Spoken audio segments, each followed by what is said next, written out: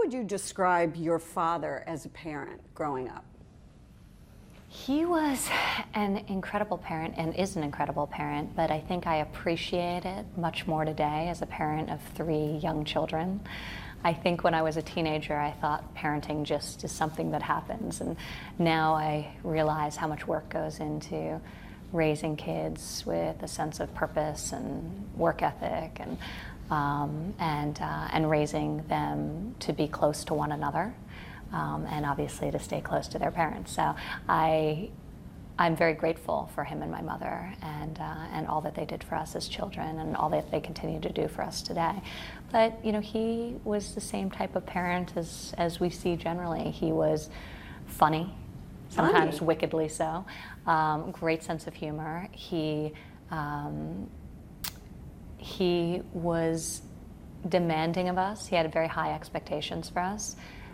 Because he knew what we had the potential to accomplish, and he saw the potential in us before we saw it in ourselves, and I think really encouraged us to pursue our passions. He wanted us to find meaning and purpose in our lives, but was very careful not to push us into real estate. And I think that's partially because his excitement, his passion for real estate and everything that he brought home.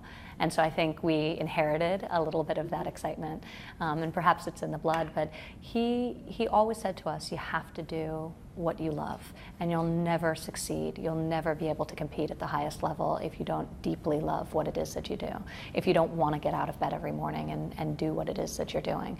And he firmly believes that. It's probably the most consistent piece of advice he gave me my whole life. So he would periodically check in with me and almost undermine my thought process about coming into the family business, because he wanted to make sure that I knew that it wasn't an expectation of his. So when you were young, was your dad sort of a kind of a dad who would play games with you, read you bedtime stories, or different than that? No, he was different.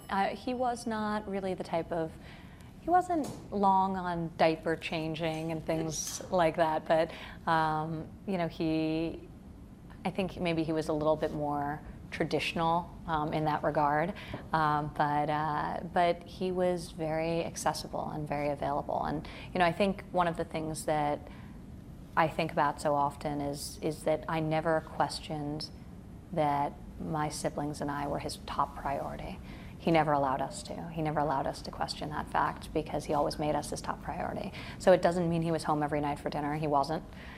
He was working very hard. He was building an enormous business, and he was in the early days of doing that when I was young, and had a lot to prove to himself and to others. And he had big ambitions for himself. So, he wasn't always physically present, but he was always available. So actually, as a little girl, a friend of mine reminded me about this recently, that she used to hang out with me in a janitor's closet where there was a payphone at school, and on recess, I'd go there and I'd call collect to his office. I was probably 10 years old, and I'd call collect to the Trump organization, which is hilarious. That you'd say, "Hi, this is Ivanka."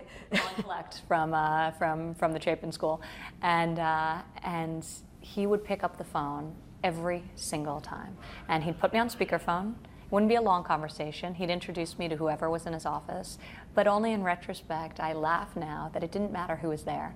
It was colleagues, it was titans of industry, it was heads of countries. He'd always take my call.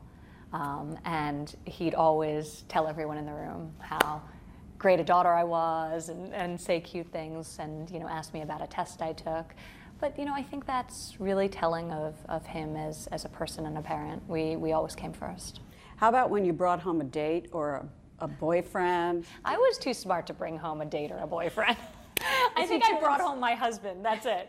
So he was not my husband when I brought him home, but I was not going to subject boyfriends to the scrutiny of my father or mother, for that matter, unless I was 100% sure. And let me move on now to the campaign a little bit. Your father has said that you and Melania have wanted him to be more presidential, is the word that he uses. Tell me about that, because do you believe that the nicknames he used for some people or the name calling was a mistake? Is that what you're talking about when you say more presidential?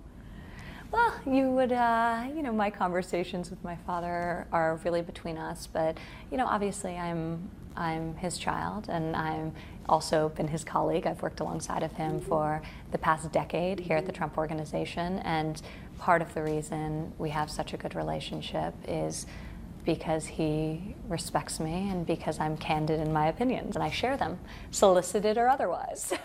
But to that question, I mean, did you tell him those were a mistake, or you don't?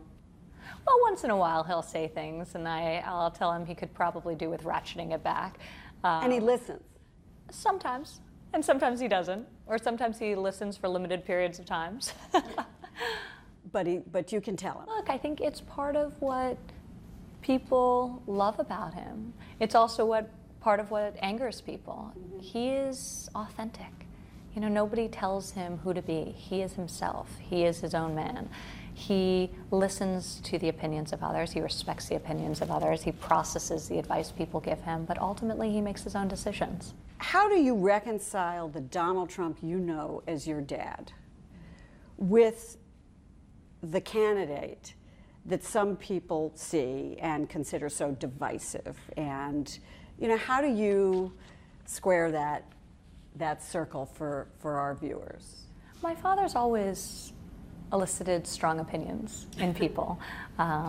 He's bold, he's unabashed, he's very himself. And I think for me, the ultimate,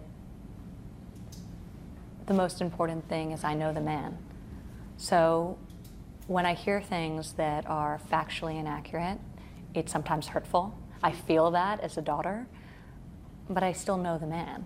I as a woman, I as a person, could never support someone who was sexist or racist. I just couldn't. I would not be able to be okay with that.